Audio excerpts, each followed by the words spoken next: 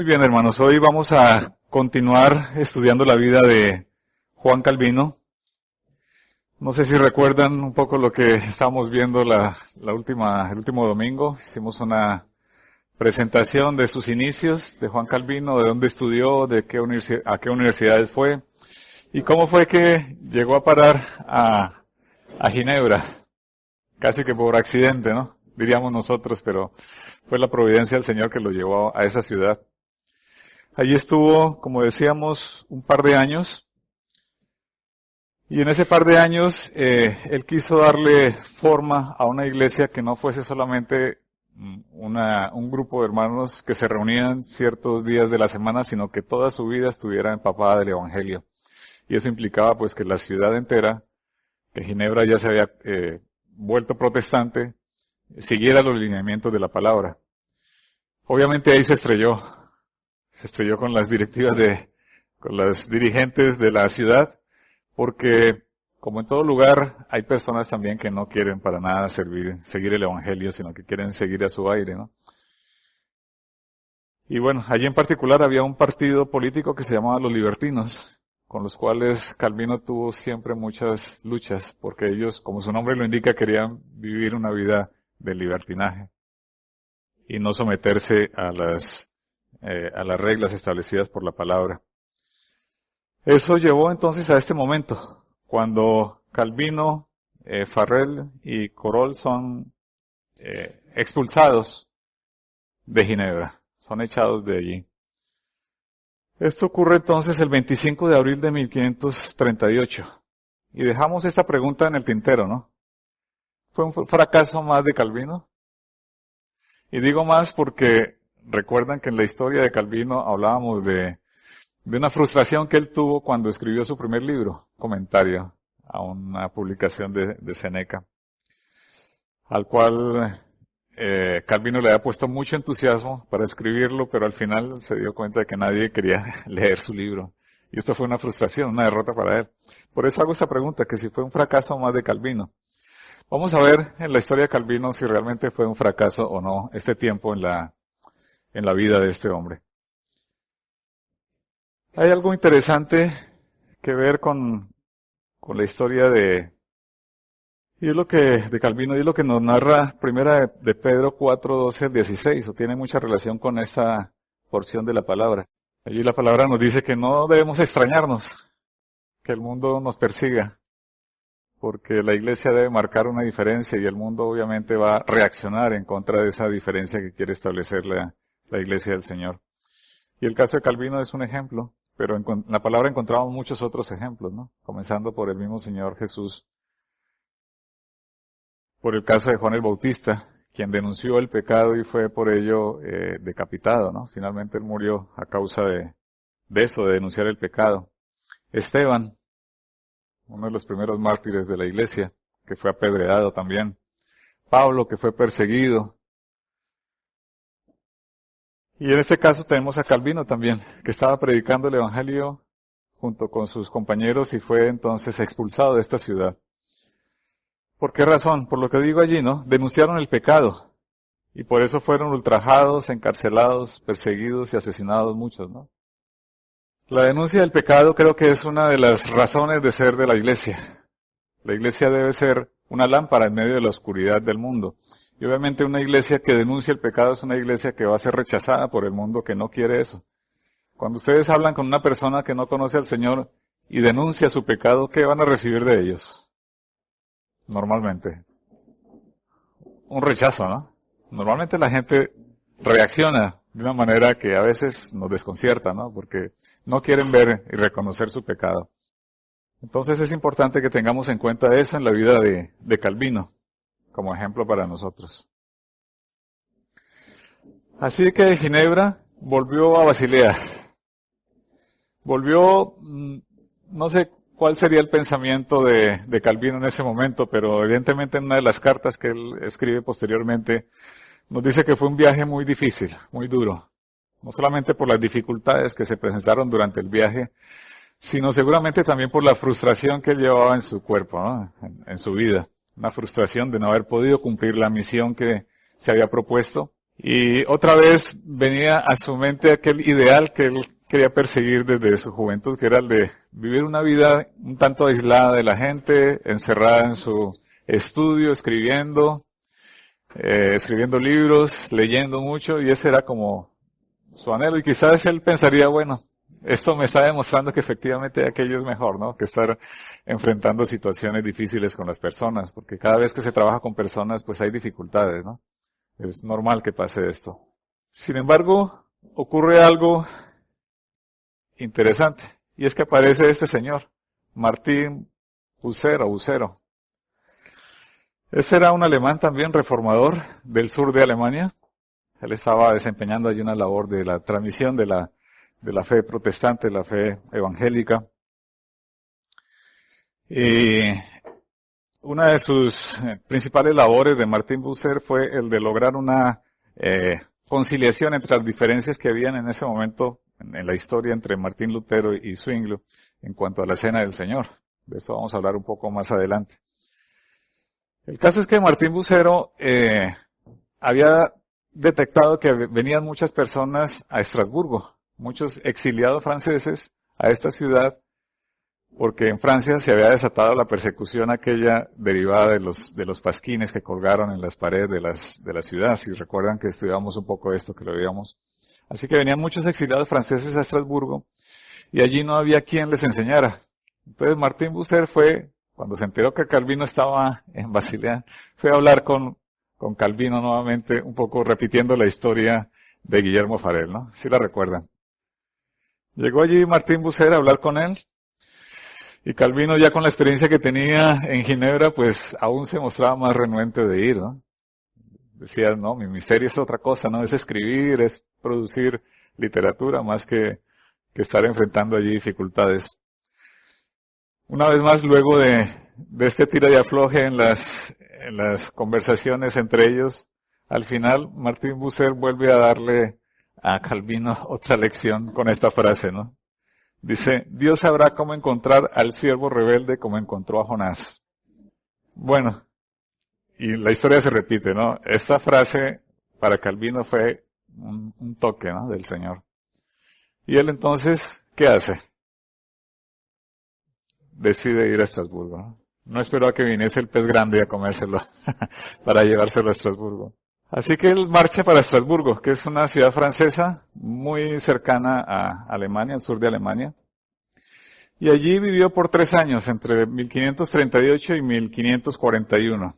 De hecho, supongo yo que él no se arrepintió de haber ido a Estrasburgo porque fueron los mejores 3 años de su vida. Tenía una vida de pastor allí, de escritor y de conferenciante. Una vida tranquila, no había persecuciones, pastoreaba su iglesia pequeña, de exiliados franceses, y aprovechó esos 3 años para hacer una producción importante de libros que marcaron un poco la historia también de la iglesia, ¿no? Vamos a ver solo algunos de ellos. El primero es una segunda edición de la institución de la religión cristiana. ¿Sí recuerdan que ya había escrito una primera edición por allí cuando estaba en Basilea precisamente? Escribió la primera, ahora escribe una segunda que ya tiene 17 capítulos. La primera tuvo 6 capítulos y la última, ¿cuántos tuvo?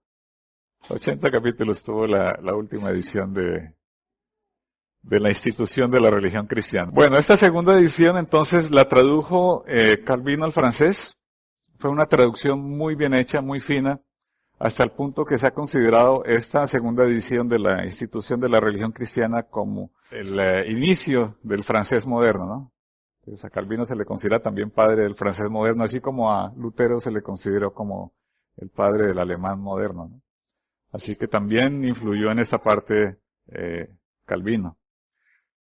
Otro libro que escribió sino que ayudó a escribir más bien fueron los salterios, o sea, los cantos de los salmos.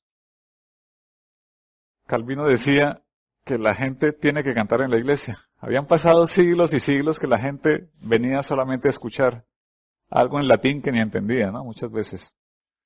Así que Calvino dijo, la gente tiene que cantar en las iglesias. No han cantado durante siglos. Ni siquiera han entendido qué es lo que cantan los que cantaban, los sacerdotes. Ahora en vez de ser mudos espectadores tendrán una parte en el culto. Con ello adorarán a Dios, cantando sus alabanzas y dan gracias a Dios de común acuerdo. Creo yo que es uno de los grandes privilegios que como iglesia tenemos hoy día de alabar al Señor de común acuerdo cantando alabanzas a nuestro Dios. Por eso cuando cantamos aquí en la iglesia debemos hacerlo con todo nuestro corazón. Es un privilegio, un gozo que hoy tenemos, pero que en aquel tiempo no se tenía. Pasaron siglos y que tuvieran ese privilegio, ¿no? Así que es un gozo y los invito a que cuando lo cantemos lo hagamos así, con gozo, ¿no? Con la gratitud del Señor. Luego está también el comentario a la epístola de los Romanos. Lutero también había producido unos comentarios a Romanos y había algunas diferencias entre los dos en la interpretación de la epístola de Romanos, principalmente en lo que tiene que ver con la ley y el evangelio, ¿no? Entonces, el escrito o la explicación que hace Calvino difiere un poco de la Martín Lutero en eso, ¿no? Que no existe una contraposición irreconciliable entre ley y evangelio. Y Calvino desarrolla esa idea en estos comentarios. El cuarto escrito que quería resaltar es la respuesta al cardenal Sadoleto. Respuesta al cardenal Sadoleto. Cuando leí la historia de por qué escribió Calvino esta respuesta, este libro, este pequeño libro, es una carta realmente de respuesta a otra carta que habían enviado a la iglesia en Ginebra, pude entender un poco el corazón de Calvino. ¿Por qué razón? Resulta que luego que salió Calvino de Ginebra, la Iglesia Católica, la Iglesia en Roma, entonces vio una buena oportunidad de volver a capturar a Ginebra para la fidelidad a Roma. Entonces trazó toda una estrategia para capturar a Ginebra nuevamente. Y dentro de esa estrategia era el nombramiento de este cardenal Sadoleto como el sacerdote allí de la ciudad y que era el encargado de cumplir esa misión. Entonces Sadoleto envía una carta a los dirigentes de la ciudad de Ginebra, una carta muy bien escrita, muy amable. Este hombre era muy ilustrado también, sí, como Calvino. Una carta muy bien escrita explicando la posición de la Iglesia Católica y llamando a Ginebra otra vez a la fe católica, a la fe de la Iglesia de Roma. A Calvino le llegó esta información y él, a pesar de que había sido expulsado de Ginebra, que quizás cualquier otra persona tendría en su corazón un cierto grado de prevención, al menos, si no de rencor, al menos de prevención de volver a meterse en el lío de los dirigentes de la ciudad de Ginebra. Sin embargo, Calvino lo que hizo, Calvino escribió una respuesta que la ciudad le envió después al cardenal Sadoleto. Y esta es una muestra de ese corazón amoroso de Calvino, al que muchos critican de que no era para nada amoroso. Efectivamente, Calvino tenía un corazón que vamos a ir descubriendo en algunos detalles de su vida impresionante, ¿no? Y esa es una respuesta que yo invito a que la leamos, porque es muy buena la respuesta que hace, una defensa de la fe cristiana, una defensa de la palabra del Señor, una defensa de las doctrinas reformadas, muy bien elaborada. Fueron entonces algunos de los libros que escribió Calvino estando allí en Estrasburgo. Otra parte de su vida es la parte familiar de Calvino. Allí en Estrasburgo pudo conocer a la que fue su esposa, no sin antes haber pasado por algunas experiencias interesantes que voy a señalar ahora, ¿no? Sus amigos, entre ellos Bucer, el que lo invitó a ser parte de la iglesia en Estrasburgo, le insistían mucho a Calvino que era importante que él se casara. Incluso cuentan la historia que organizaron la recomendación de algunas damas para que se casara con alguna de ellas, y al menos dos intentos hubo de parte de sus amigos de lograr un acercamiento de Calvino con algunas mujeres para que se casaran. Sin embargo, Calvino le escribió una carta a su amigo Guillermo Farel hablando un poco del tema. Y aquí solamente pongo algunos extractos de la carta. Pero dice más o menos así: no soy uno de esos locos amantes que abrazan tanto las virtudes como los vicios de las personas que aman cuando son flechados a la primera vista de una linda figura. No es solo la belleza lo que cautiva, sino que sea casta, si no es demasiado exigente y fastidiosa, si es económica y paciente, sobre todo femenina, no rencillosa, habilidosa en los quehaceres del hogar, prudente, no chismosa ni calumniadora. Quien me ame deberá entender que si Cristo es la prioridad de mi vida, solo el tiempo que me sobre será para ella. Deseo a alguien que me lleve a una superación espiritual recíprocamente, que me quiera tal como soy, que se alegre en mis alegrías, que en mis tristezas me consuele, y ore a Dios por mi bien, que sea trabajadora, que ame a mis hijos con amor sacrificial, compasiva, misericordiosa, que ayude al menesteroso, que sea prudente, que piense antes de hablar, sensata, amable, hospedadora, sumisa. Si es de esa forma y con tales bondades que Dios me dé el privilegio de darme tal tesoro. El baremo lo puso alto, ¿no? Calvino. Al final, en el año 1540, se casó con Idelette. Idelette era una viuda de John Sorder. Esa pareja era una pareja que tenía una ideología religiosa que llamaban anabaptistas, pero que cuando se enteraron de los escritos de Calvino y los leyeron, ellos se volvieron fieles seguidores de Calvino. Y cuando Calvino vino a Estrasburgo, entonces esta pareja se hizo muy amiga de Calvino. Desarrollaron una amistad muy estrecha. Con el tiempo, John Sorder murió. Pasados algún otro tiempo, pues Calvino descubrió que Idelette reunía aquellos requisitos de los que comentaba hace un rato y se casó con ella, ¿no? Tuvieron 3 hijos. Idelette ya tenía algunos de su anterior matrimonio. Tuvieron 3 hijos, pero todos ellos murieron siendo muy pequeñitos. Realmente Calvino no tuvo herederos, propiamente dichos, ¿no? La vida de Calvino fue una vida sufrida, ¿no? Él fue una persona muy enferma, como comenté el domingo pasado. Y bueno, aquí también vemos parte de su sufrimiento en el aspecto familiar cuando perdió a sus 3 hijos. No obstante, su vida con Idelette fue una vida muy especial. Duraron casados 9 años porque finalmente Idelette murió en el año 1549. También era muy enferma y murió por ello.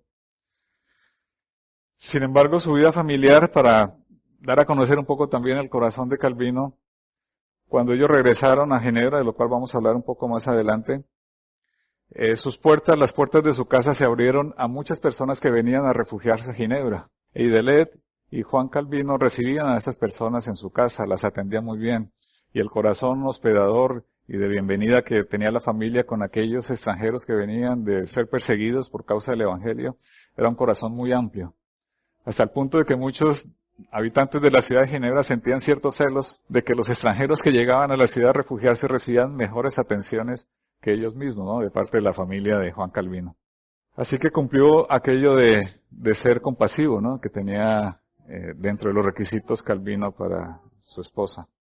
En octubre de ese año de 1540, Calvino estaba de visita en Worms. ¿Sí recuerdan a la ciudad de Worms?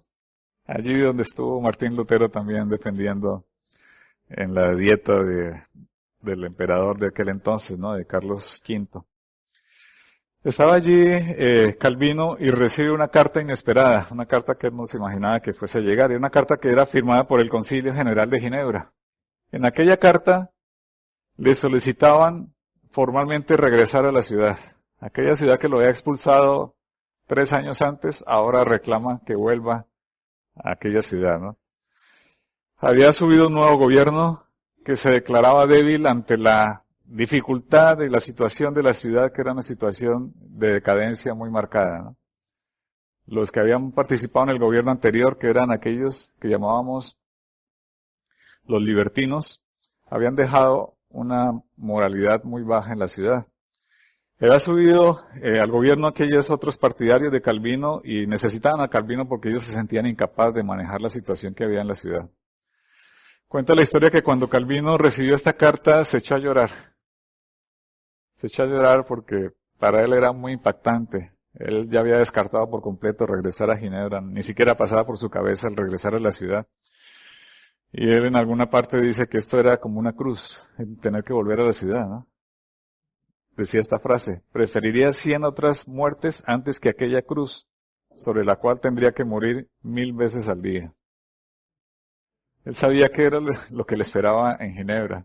Y eso fue un conflicto muy, muy fuerte para él, ¿no? Tardó casi un año en tomar la decisión, después de recibir la carta. Casi un año. En octubre del 40 recibió la carta y hasta septiembre del 41 tomó la decisión de regresar a Ginebra. Fue un año de mucha lucha interna, ¿no? Interior, de pensar cómo iba a enfrentar esta situación. Pero finalmente regresó. Finalmente se convenció de la importancia de regresar a Ginebra, así que vuelve a Ginebra. 13 de septiembre de 1541. Y allí ya estuvo hasta su muerte. Nunca más volvió a salir de Ginebra. Algunos aspectos de la vida de Juan Calvino en Ginebra. Vamos a ver qué fue lo que hizo en Ginebra y por qué es tan reconocido Juan Calvino. En primer lugar, pues tenemos que señalar que él predicó la palabra de una manera impresionante, ¿no? Cuentan la historia que el siguiente domingo a su llegada a la ciudad, Juan Calvino ya se levantó en el púlpito a predicar la palabra y todos querían escuchar un poco las experiencias de su exilio por allí en Estrasburgo, ¿no? Y que contara la historia. Y él lo que hizo fue comenzar en el mismo versículo que había dejado 3 años antes en la predicación. Y siguió predicando sobre el mismo versículo. Él siguió así estricto en lo que tenía en mente, ¿no? Esto nos da a entender también un poco la mentalidad que tenía Calvino, ¿no? Él era muy serio en lo que tiene que ver con la predicación de la palabra y muy poco emotivo, ¿no? En ese sentido. Predicaba sistemáticamente a través de los libros de la palabra, de la Biblia. Dice que predicaba los domingos, mañana y tarde, predicaba sobre el Nuevo Testamento y durante la semana predicaba sobre el Antiguo Testamento. Y así semana tras semana. De esa forma logró exponer alrededor de 40 libros de la Biblia, versículo a versículo, de manera expositiva, ¿no? De él heredamos un poco esa manera de predicación, de predicar expositivamente, ¿no? Bien. Había un asistente a las predicaciones, a los sermones de Calvino que se llamaba Dennis Downeyard, y este tomaba notas en taquigrafía. Tomaba notas muy deprisa y dice que él era muy hábil en tomar esas notas de taquigrafía de los sermones de Calvino y no se dejaba ninguna palabra por fuera, ¿no? Y gracias a esa labor de esta persona, hoy tenemos a nuestra disposición la mayor parte de los sermones de Juan Calvino. Podemos leerlos, porque este hombre se tomó el trabajo de tomar nota. Hoy día no tomamos nota, pero tomamos la grabación, ¿no? Estamos un poco siguiendo el esquema que tomaba aquel hombre de registrar, de mantener las predicaciones grabadas para que en generaciones posteriores se puedan escuchar estas predicaciones, ¿no? Fueron más de 2.400 sermones los que predicó Juan Calvino en su historia. Así que predicó la palabra, efectivamente. Otra labor fue la organización de la iglesia. Estableció las ordenanzas, una especie de constitución de la iglesia, para la iglesia. Dentro de ella estaba el gobierno de la iglesia que consistía que era consistorial, 5 pastores que había en ese momento y 12 laicos eran los que conformaban el gobierno de la iglesia. Además pidió al gobierno de la ciudad que la iglesia tuviese su propio gobierno, que la ciudad no se inmiscuyera en las decisiones que había que tomar dentro de la iglesia. Y esto lo logró también. Escribió el Catecismo de Ginebra en 1542, que fue el catecismo más importante escrito en francés. Sirvió de base, de hecho, el Catecismo de Ginebra para el Catecismo de Heidelberg, que es el que hoy conocemos quizás más. Y ese Catecismo de Ginebra se utilizó hasta 1788. O sea, duró más de 200 años vigente el Catecismo de Ginebra, escrito por Calvino. Ese catecismo está compuesto de 373 preguntas y su intención particular era enseñar a los jóvenes. Sí, él tenía en su mente, entre ceja y ceja, que era muy importante enseñar a los más jóvenes, que eso era relevante para la continuidad del Evangelio, ¿no? Otro aspecto fue que introdujo en la liturgia que ya había desarrollado en la iglesia en Estrasburgo y dentro de ellos estaban los cantos. Pues allí en la iglesia de Ginebra se cantaban los salmos. Se escribió un salterio, básicamente ayudado por estas personas, Clemente Marot y Teodoro de Beza, que fue el heredero de Calvino finalmente en la obra en Ginebra. Y también introdujo pues la importancia de la cena del Señor entendida como un simbolismo de la presencia de Cristo, ¿no? En los elementos. Que esto era un elemento, era una diferencia que existía con los luteranos, los seguidores de Lutero, ¿no? Lutero seguía enseñando un poco que había la presencia de Cristo mismo en los elementos. aun cuando un poco diferenciada de lo que enseñaba la Iglesia Católica. Otra labor importante de Calvino es el énfasis que hizo en la educación. De esto ya hemos comentado algunos detalles, pero me gustaría profundizar un poco en este tema. Para Calvino la buena educación era un asunto de mucha importancia. Era muy relevante la educación y por eso, además del catecismo para los más jóvenes, hacía un llamado permanente a los padres de que ellos deberían enseñar el catecismo en sus casas a los jóvenes y en la iglesia también se les enseñaba.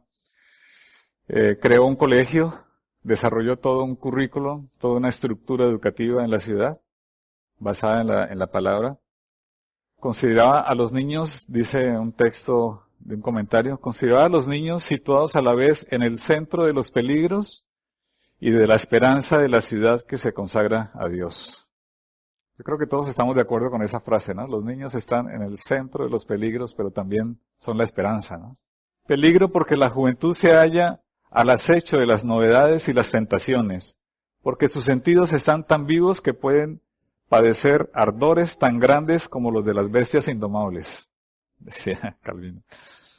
Pero esperanza porque es aún como una tierra virgen que puede ser roturada e instruida en la luz de la verdad sin que haya estado sumida durante mucho tiempo en el lodazal. Esas eran como las premisas que tenía Calvino y las razones que él argumentaba para enseñar a los niños, ¿no? Y yo creo que debemos retomar un poco esa idea calvinista, ¿no? De enseñarle a los niños, darle una preponderancia a las doctrinas para los niños, porque esto, lo que dice Calvino, ¿no? Son el centro de las asechanzas, pero también el centro de nuestra esperanza, ¿no? Del futuro. Una aportación muy importante de Calvino fue la fundación de la Academia de Ginebra, o sea, lo que conocemos como la Universidad de Ginebra. Calvino creía que la estructura de la educación debería ir desde muy pequeñitos hasta la edad adulta y desarrolló toda una estructura educativa siguiendo ese ideal. Por eso creó la escuela, el colegio de los niños, pero también creó la universidad, la Academia de Ginebra, en el año de 1559 para enseñar a los maestros de los niños y a los ministros del Evangelio. Su legado es que las grandes universidades de América y varias de Europa fueron fundadas con principios protestantes. Y esto ha marcado una diferencia, ¿no? Entre la educación antes y la posterior a Calvino. En la Academia de Ginebra se enseñaba teología, filosofía, que comprendía la física y la matemática, la dialéctica y la retórica y, bueno, otras cosas, ¿no? De hecho, la academia se convirtió en una especie de máquina de formar pastores. Allí venían todos a formarse, ¿no? Porque era la academia de referencia en la enseñanza, en la formación de pastores. En muy poco tiempo ya tenían más de 300 estudiantes y dicen que mandaba alrededor de 100 estudiantes cada mes a hacer prácticas a Francia. 100 personas a practicar el pastorado en Francia. John Knox de Escocia y otros de Oxford y Cambridge también fueron aprendices de Calvino allí en la Academia de Ginebra. O sea, la Academia de Ginebra fue, un punto de inflexión en lo que significa la enseñanza del Evangelio, ¿no? Algo interesante que se narra aquí es que en Francia, pues, había comenzado la persecución contra el Evangelio, pero también estaba comenzando toda una formación de iglesias protestantes muy importante, ¿no? Entre el año 55 al año 62 hubo una eclosión de iglesias evangélicas protestantes impresionante como no ha habido en la historia, ¿no? Más o menos en un par de años habían 200 iglesias ya formadas y estructuradas según las doctrinas calvinistas, y en 5 años habían pasado de 200 a más de 2.400 iglesias en Francia. O sea, la reforma se tomó Francia.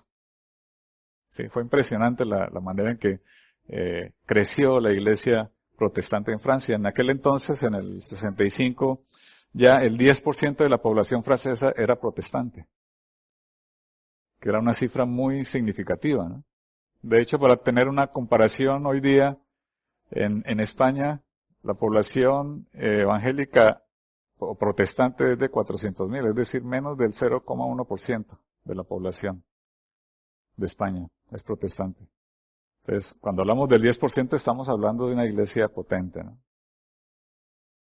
Y la otra aportación importante de Calvino fue el trabajo que hizo a nivel de la sociedad, ¿no? La transformó realmente su labor. Hay una diferencia notable entre la cosmovisión que tenía Martín Lutero y la que tuvo Juan Calvino. Esa visión global que tenía Calvino fue muy importante para el desarrollo de su teología. Martín Lutero se centró básicamente en la vida eclesial exclusivamente, tanto que la parte social y política la dejó un poco de lado. Mientras que Calvino dijo, no, la vida cristiana es toda, es íntegra. No vamos a hablar solamente de una vida eclesial, sino una vida completa, ¿no? Que tiene que ver con nuestra sociedad, que tiene que ver con la política, que tiene que ver con todos los roles que como seres humanos cumplimos en el mundo. Así que desarrolló una disciplina moral en toda la comunidad de la ciudad, una disciplina que fue muy férrea, y quizás esto le ha valido a Calvino muchas críticas. No sé si han buscado por allí en la historia de Calvino, allí encuentra uno de todos los matices, ¿no? De todas las críticas y de todas las alabanzas a Calvino. Pero evidentemente una de las críticas más frecuentes es esta, que él trató de imponer a la brava el protestantismo en la ciudad. Porque él quería hacer que fuese una ciudad con una disciplina moral muy, muy estricta, ¿no? Nuestra razón de ser no es solamente la salvación eterna, sino que siendo salvos vivimos para glorificar a Dios. Ese era un poco el pensamiento de Calvino, ¿no? Y eso implicaba entonces una vida personal, una vida social, una vida económica y una vida política sumisas al Evangelio del Señor. Toda la vida entera, ¿no? Nuestra, sumisas al Evangelio del Señor. Desarrolló todo lo que se conoce como la ética económica de Calvino. Calvino enseñó y enseñaba desde pequeños que la vida es mucho trabajo, mucha austeridad y mucho ahorro. Eso era. Y luego decía Calvino que los ahorros tenían que emplearse de tal manera que glorificaran a Dios. Y esto marcó una diferencia en la ciudad de Ginebra. De hecho, Ginebra comenzó a destacarse como una ciudad muy próspera. Todos los hermanos eran muy prósperos porque trabajaban muy arduamente, pero vivían una vida muy austera y a la vez ahorraban mucho, ¿no? Que es un poco la gran diferencia que existe hoy con la sociedad en la que vivimos, ¿no? Todos trabajamos mucho, bueno, los que tenemos trabajo, pero entonces está la cultura de que se tiene que disfrutar todo lo que nos viene de bendición, ¿no? O sea, todo el dinero que recibimos tenemos que gastarlo en nosotros mismos y se ha generado una cultura muy egoísta, ¿no? Todo es para mi placer, para disfrutarlo. La cultura calvinista es todo lo contrario, ¿no? Trabajar mucho, ahorrar mucho y vivir una vida muy austera. De hecho, algunos hablan de que Calvino fue como el padre de toda la cultura occidental, ¿no? De lo que llamamos hoy el capitalismo. Pero aquellos que hablan de esto lo hacen con un nivel un tanto peyorativo, o sea, hablando mal, o sea, echándole las culpas de los males del capitalismo a Juan Calvino, y esto no es para nada cierto. Sí, efectivamente, Calvino, la ética económica de Calvino implicó como resultado una prosperidad material también, pero para nada era la cultura capitalista que hoy conocemos, ¿no? De que tengo que coger lo que más pueda a codazos, quitándome encima a todos los demás. Esa es un poco la cultura capitalista de hoy, ¿no? No es la cultura que promovió Calvino. Y por otro lado, la ética política. Decía Calvino que los cristianos tienen un compromiso cristiano con su país, con su ciudad, en ese caso, ¿no? El cristiano no puede ser apolítico, en ese sentido, como lo decía Calvino. Entendida la política no como la conocemos hoy día, ¿no? La política en sus orígenes, ¿saben cuál era el significado de política? La política en sus orígenes tenía como concepto el servicio a la comunidad, el servicio a la ciudad, ¿no? O sea, el que era político era porque servía a la ciudad. Con el paso de los años, obviamente ese concepto se ha pervertido por completo. Hoy día es la ciudad al servicio de la persona. Sí, es completamente lo contrario a lo que fue originalmente.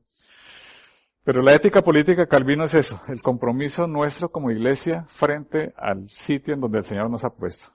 Hay un compromiso, hay unas responsabilidades que debemos cumplir. Y Calvino las desarrolló bien, ¿no? El creyente debe participar en la vida política activa a partir de una conciencia responsable, decía Calvino, ¿no? Y habían 3 puntos centrales en esta doctrina, en esta ética política de Calvino. La primera era que el cristiano, la iglesia, debe contribuir personalmente a levantar una comunidad cristiana en su ciudad tan fiel como sea posible al Evangelio. Él decía que esto es una gran contribución para la ciudad, que exista una comunidad cristiana fiel a la palabra de Dios. El segundo aspecto era comprometiéndose personalmente en la actividad política, o sea, en la actividad de servicio a la comunidad, no en la política actual, para mejorar la sociedad por las vías legales e institucionales. Y tercero, rehusándose enérgicamente a obedecer al Estado cuando quiera obligar a algo que está contrario al Evangelio. Esos eran como los 3, aspectos que desarrolló Calvino en su ética política. Ginebra entonces se convirtió en el cuartel de la fe protestante en el mundo. Allí venían todos los refugiados a Ginebra, ¿no? Porque era una ciudad efectivamente protestante en todo el sentido de la palabra, ¿no? Se establecieron leyes de sanidad y de seguridad públicas sin precedentes en Europa.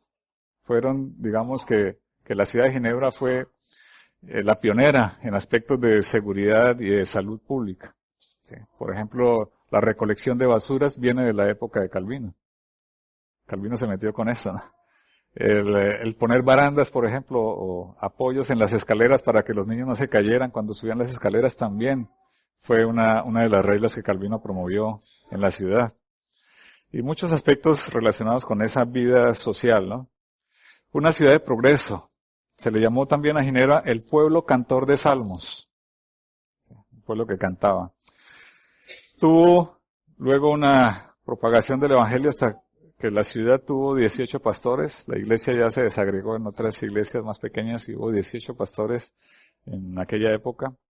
Fue refugio de los perseguidos de Francia, España, Escocia y de muchos otros países en los cuales se perseguía el evangelio. Hay un aspecto que quería señalar muy puntualmente que fue el caso de Miguel de Servet. Recuerdan que hablábamos de un lunar en la vida de Martín Lutero, que fueron las guerras de los campesinos. En la vida de Calvino también hay un lunar que algunos quieren endilgarle a él, que es el juicio que se le hizo a Miguel de Servet. Miguel de Servet era un español, médico, sacerdote, teólogo, era un hombre muy ilustrado, ¿sí? Que fue enemigo del Evangelio. Se hizo enemigo, en primer lugar, de la Iglesia Católica y luego de los protestantes, porque para él decía que el Señor Jesucristo no fue real, ¿no? O sea, que no era el Hijo de Dios. Y claro, esto chocaba con la doctrina de la Trinidad que seguía siendo válida en el protestantismo. Así que él salió huyendo de Francia porque la Iglesia de Roma lo estaba persiguiendo y ya había dictado una sentencia para condenarle a muerte. Y salió huyendo de Francia y escogió Ginebra para esconderse. Y allí estaba Calvino y en toda la ciudad era protestante. Así que escogió más la ciudad, ¿no? Llegó allí Miguel de Servet y él era un hábil político. Y él pensaba que como había, en todo caso, en el gobierno de la ciudad había ciertos opositores a Calvino, que finalmente esos opositores iban a ganar, iban a imponerse sobre Calvino. Así que se hizo un juicio. Bueno, él aprovechaba Servet de esto para pullar a Calvino, ¿no? Le insultaba mucho y le decía muchas cosas a Calvino, siempre con el ánimo de capturar el favoritismo de aquellos que eran contrarios a Calvino dentro de la ciudad y lograr dividir de alguna manera la ciudad. Sin embargo, no lo logró en el sentido de que políticamente no era favorable para Ginebra tomar una posición a favor de Miguel de Servet. ¿Por qué razón? Porque los políticos de Ginebra pensaron que si dejaban libre a Servet, los católicos, los romanos, entonces iban a ir en contra más aún de Ginebra de lo que ya iban. Entonces fue una decisión política, básicamente, la condena de Miguel de Servet. Sin embargo, Calvino estuvo allí, ¿no? Calvino hizo parte de las deliberaciones y del juicio de Servet. Y por eso a Calvino, digo yo maliciosamente, se le acusa de ser el que condenó a Servet a la hoguera. Sí. Pero de hecho, el propio Calvino se opuso a que Servet muriese en la hoguera, ¿no? Él quería o decía que mejor morir más rápidamente que en una hoguera, que era una muerte muy cruel, ¿no? El caso es que Miguel de Servet fue condenado y fue muerto.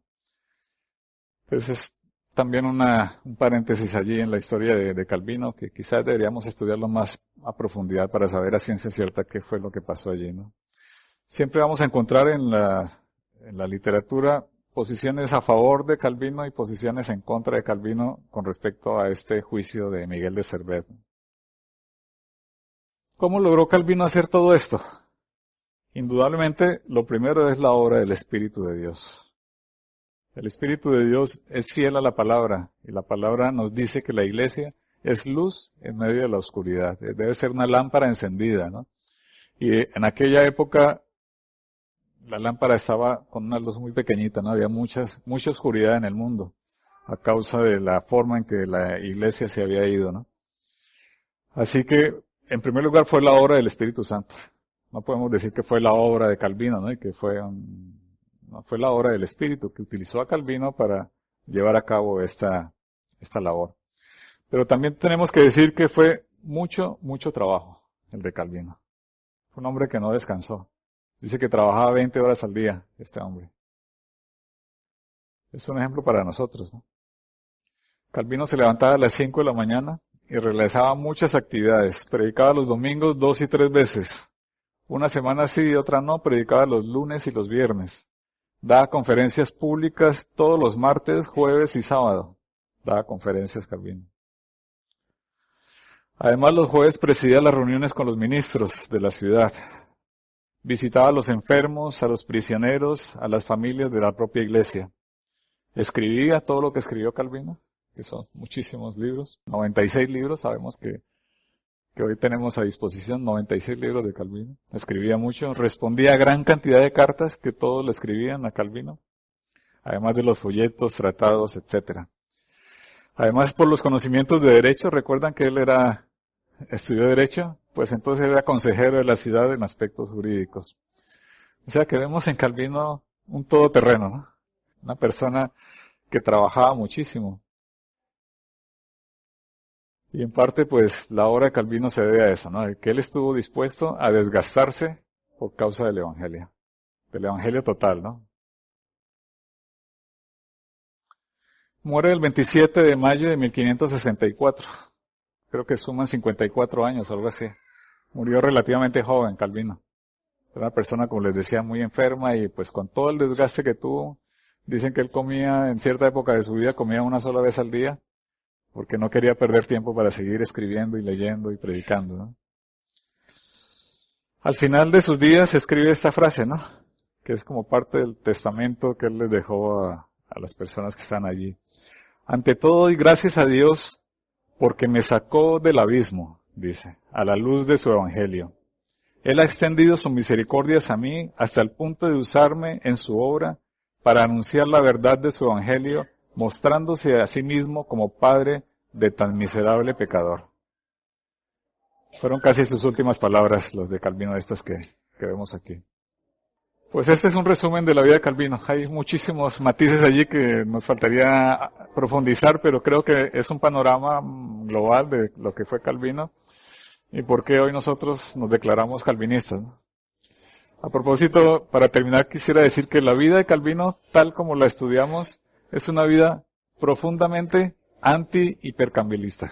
Los hipercalvinistas dicen que no hay que hacer nada porque el Señor nos ha elegido, y que entonces crucémonos de brazos y que el Señor haga lo que quiera. Juan Calvino no se cruzó de brazos para nada.